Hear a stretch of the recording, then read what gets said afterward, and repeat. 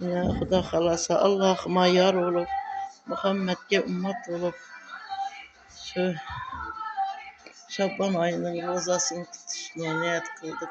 Gelinim bilen yine ağız açışka tayargarlik, yine tayargarlik ağız açışlara. Allah'ım bergen nimetine şükür.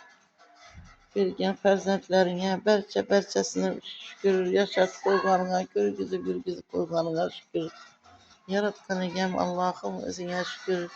Yurtumuz tınç olsun, asmanımız musaffaf olsun. Berçe insanlar sağ salamet yürüsün. Tutkan rozalarımız Allah'ım dergahında kabul kılıp, şu tutmak Allah'ım şu tutkan rozamızın sevabından bergeysen Xudoyim. Yurtumuza hemişe güllep yeşnege şu Allah'ım ballarımız, farzandlarımızı yaratkan egem özün pənahında əsrəgeysən Xudoyim.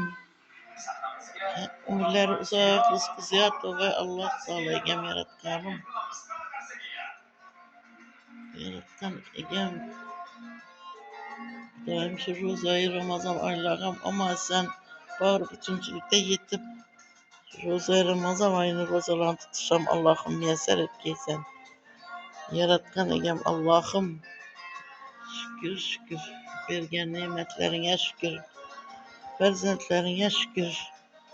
Yaratkan egem Allah'ım bu rozalarımız kabul etkeysen dergah.